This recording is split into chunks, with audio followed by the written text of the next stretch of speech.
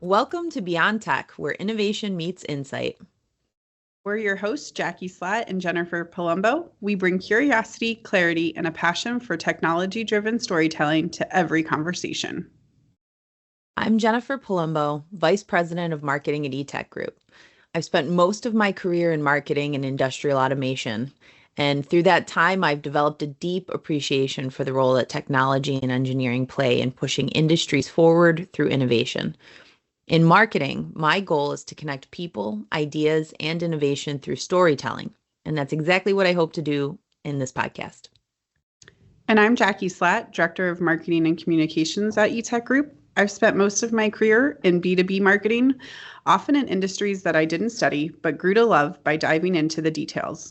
I'm passionate about making complex technologies easier to understand and taking what can feel overwhelming and helping it all click. We're excited to host these conversations, learn alongside our listeners, and make these topics more understandable, relatable, and engaging for everyone tuning in. So, Jen, why are we getting into the podcast space? Because they're cool. No argument here. I listen to a lot of podcasts. I think a lot of our coworkers, a lot of people listen to podcasts. That's why there's so many of them now. But for eTech Group, we're always looking to do something new and something different especially with our content. And when we have had conversations with our SMEs, technical folks, our engineers, we've noticed just on Teams meetings how comfortable they are with sharing their perspective or their opinion on a particular topic that they know a lot about.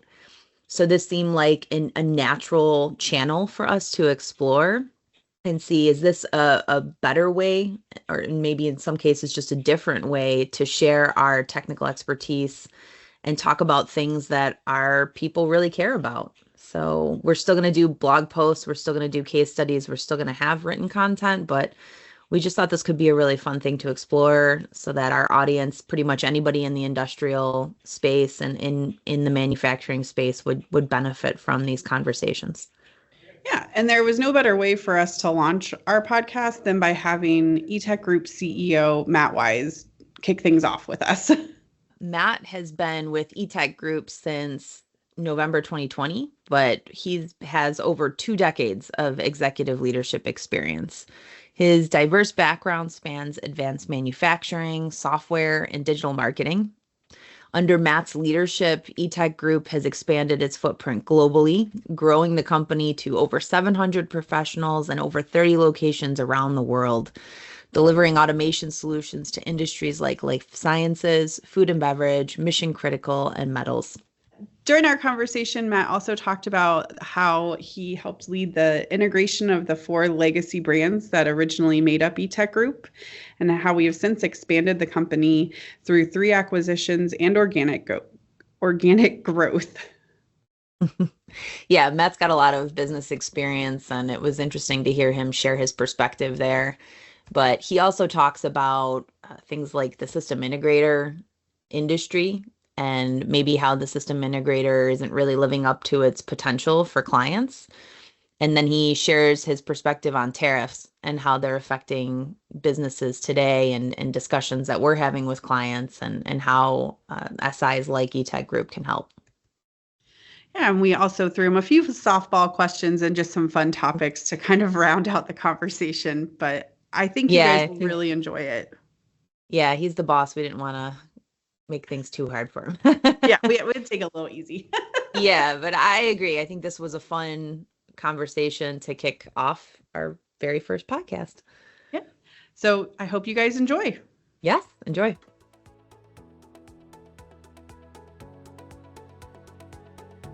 Welcome, Matt. Thanks for being with us today.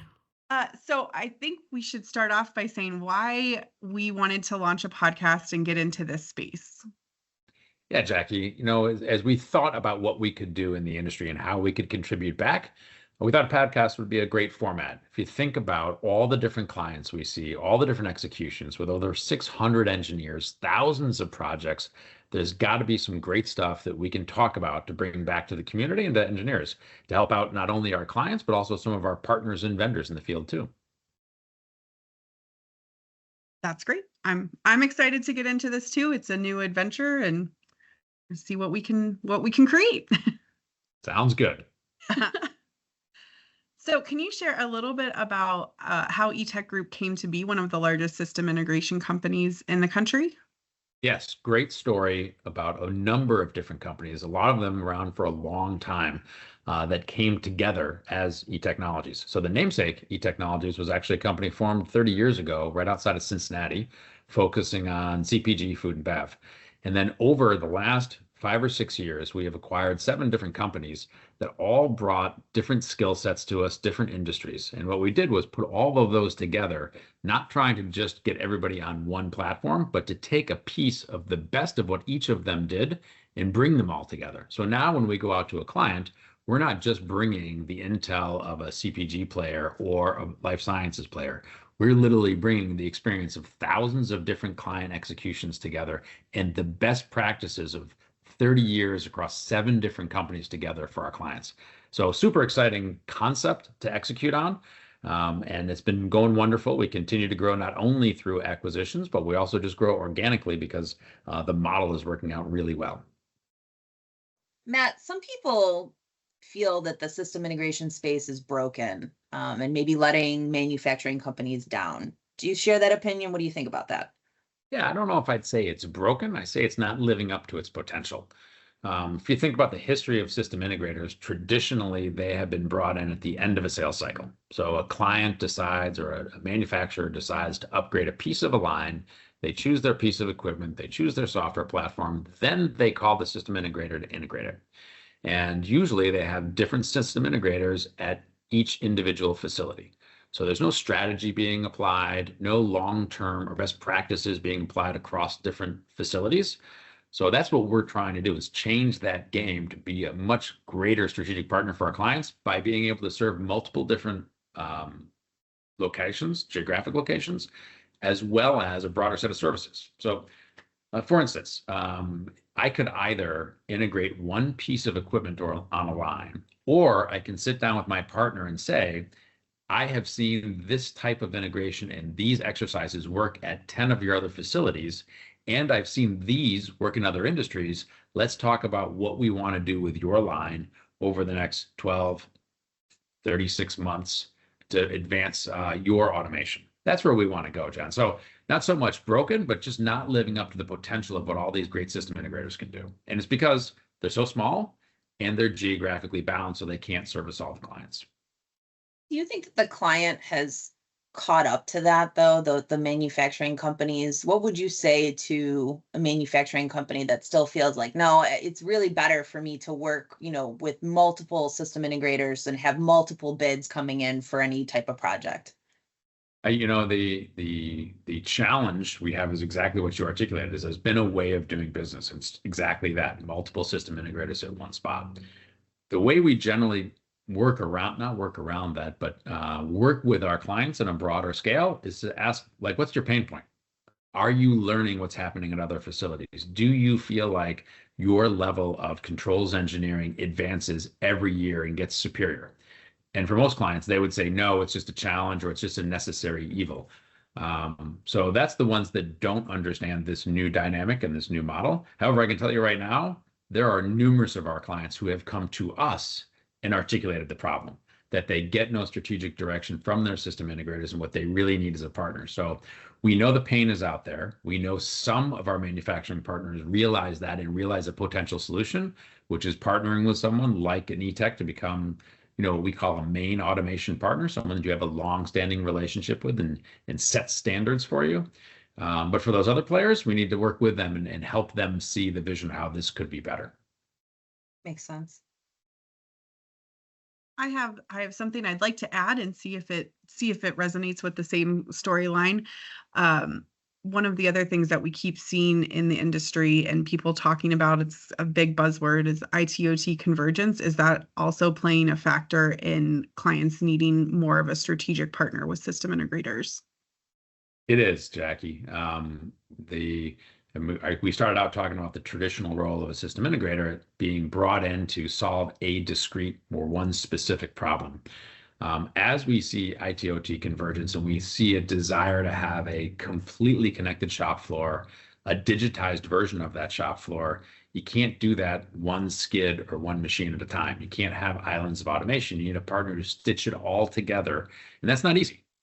People see that as a grand division, but it takes a lot of work to get there. And it's not something you can do overnight. It's usually multiple years. That's exactly what we can help them do is reach that vision of, okay, today, 40% of my facility is network and connected. I'm trying to get to 80% by the end of next year, and then 100% by the year after that. And then I want X amount of digital visualization, and I want to start optimizing that process in a digital layer. To do that, you need someone who's really deep into the OT layer, which is exactly what we're trying to do. And I'll add one more point to that. You know, the complexity that's out there, it's hard to use point solutions. If one system integrator is doing your BI, one system integrator is doing your network, one system integrator is doing your machine control, now you've got lots of different hands in the pot.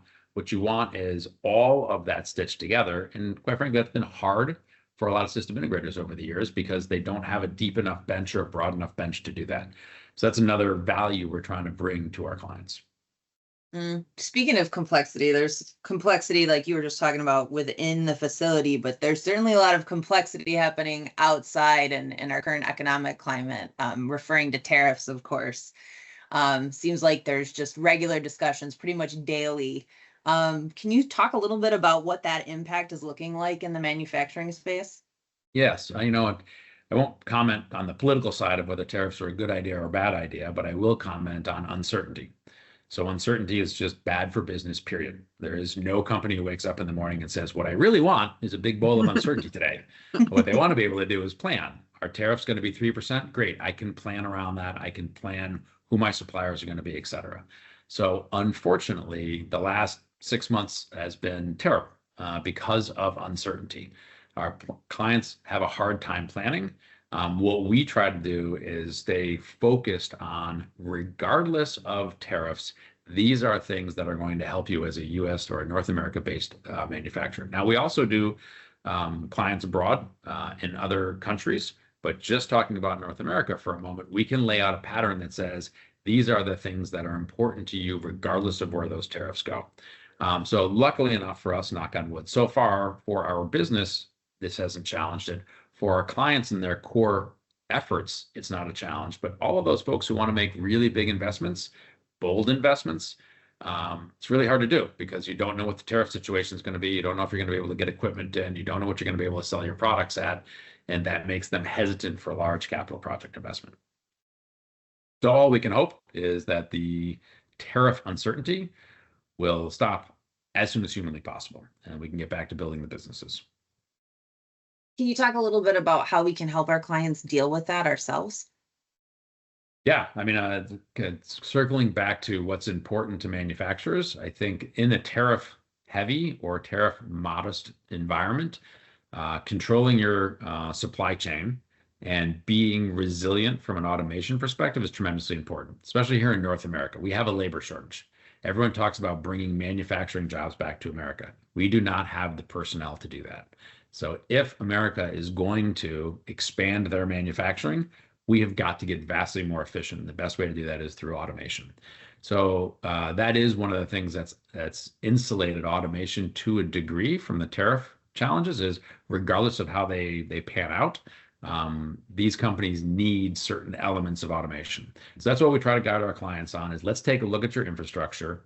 Let's talk about what needs to be remediated, what's a danger in your ability to produce, then what's the best low-hanging fruit to improve your production, and lay a plan like that, knowing that I'm doing good construction work underneath, regardless of what the external environment is. Right. So rather than trying to continuously anticipate and respond to what changes so often, it's better to just work with a partner on a long-term plan and just trying to be executing on that plan.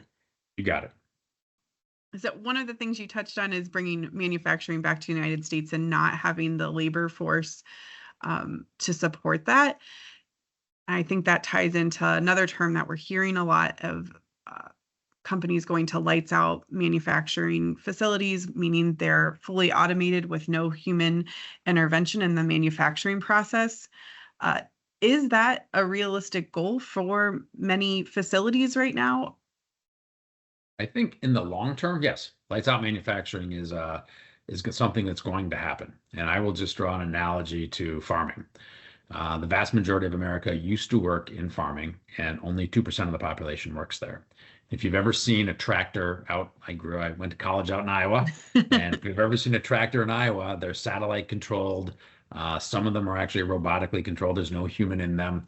Others have one human but covering enormous amounts of field and doing all of the processing in the field. We see the same thing happen in manufacturing. The reality is the number of people working in the field of manufacturing will go down because we will automate more and more of it. Now, what will go up are the people who control that automation. Firms like ours will grow exponentially so that we can support these highly automated facilities. Do I see fully autonomous facilities in the near future? No. If you look at most of the brownfield sites in the United States, meaning sites that are already up in manufacturing, they're not even networked together. Forget about being able to operate in the lights out capacity. I mean, much of the equipment in there might be from the 1960s, 1970s. So we have a long way to go to connecting all that equipment and allowing it to operate autonomously. However, every year we'll get closer to that, and every year will become more and more or closer to autonomous and with less and less people in the facilities. So it's an exciting path to be on, and I know some people are worried about this.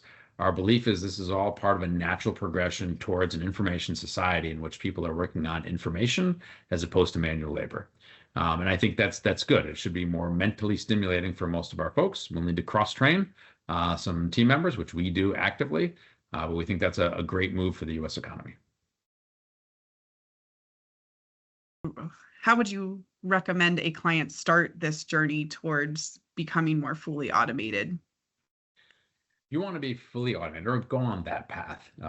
We would recommend you find a partner like us who can be a main automation partner for you, someone who can sit at the table and look at the entire operation of your facility. So if you think about the breadth of what we do, we can harden a facility, we can network all of the equipment, then we can control how that equipment works and collect data off that can go into a data historian and a BI tool that you can use to apply AI to. I think I used a lot of acronyms in there, but the point is it's the end-to-end digital control of your facility. That's what you need. You need that partner who can do all of that so that you can sit down and have a reasonable conversation around what should I network next? How do I protect that? How does it collect data for me? Because this idea that you can automate one thing at a time just won't get you to the promised land of a fully automated facility. So think of it as an orchestra.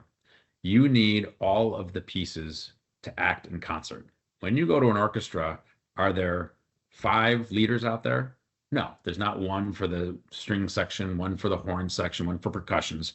There's one conductor standing at the front coordinating all the activity. That is exactly what a main automation partner can help you do. So that's the first thing you need to do.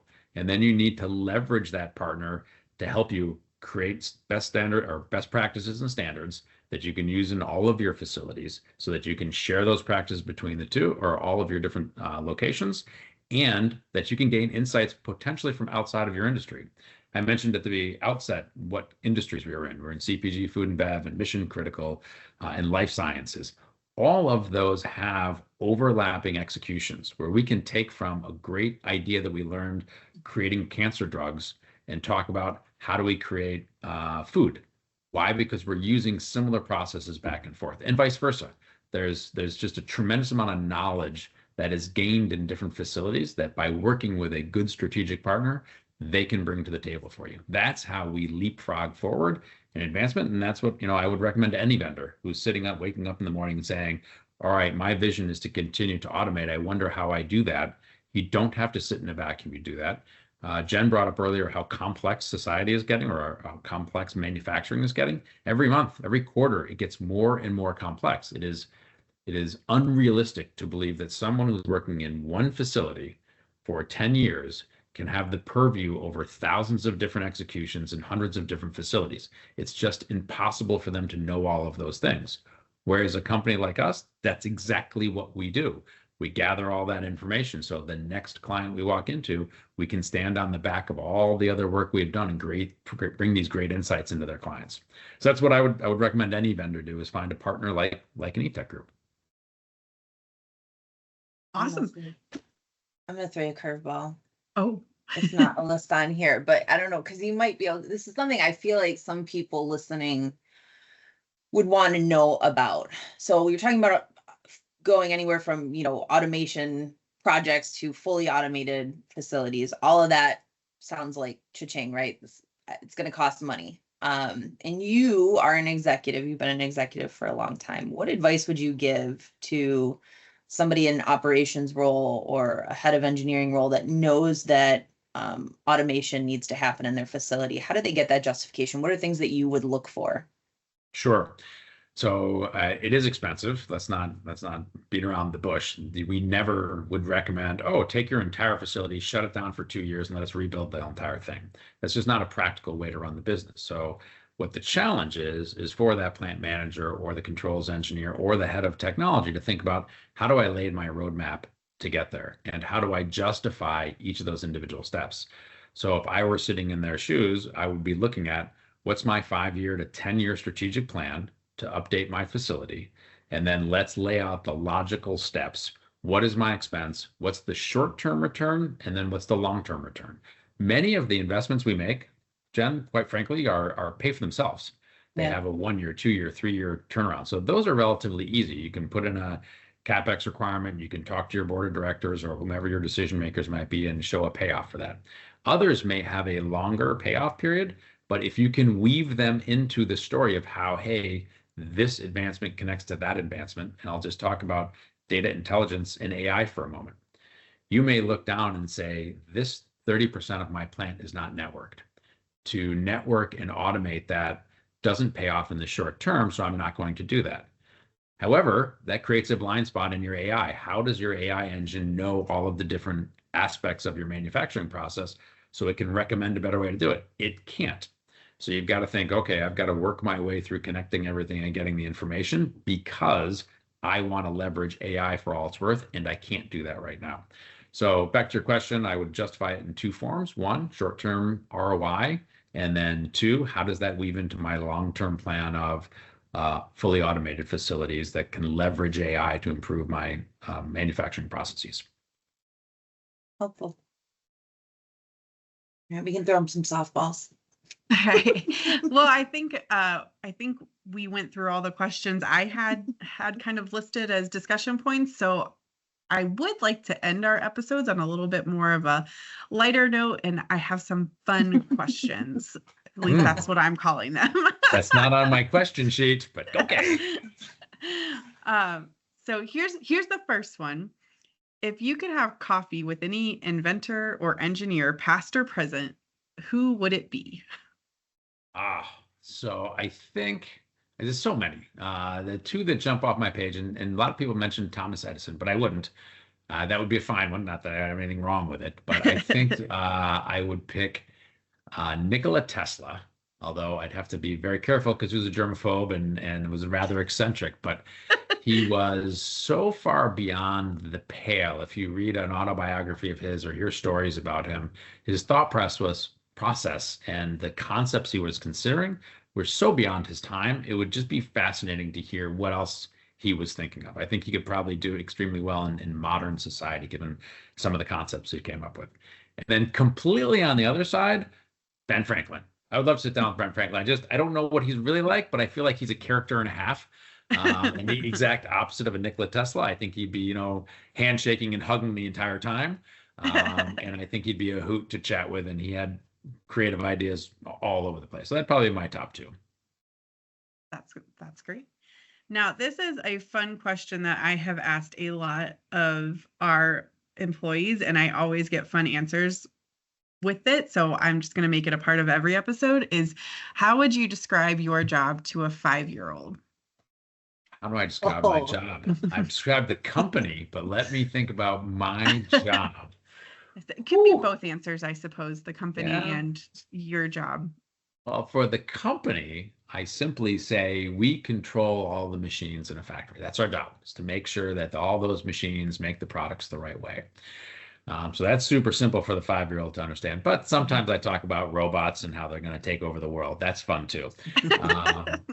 But if I talk about my own job, I sometimes, I don't know if I tell a 5-year-old this, but I'll tell you how I view my job, and then I'll try to figure out how I say it to a 5-year-old. But my job is not actually to do the work of the business. We hire outstanding engineers to do that.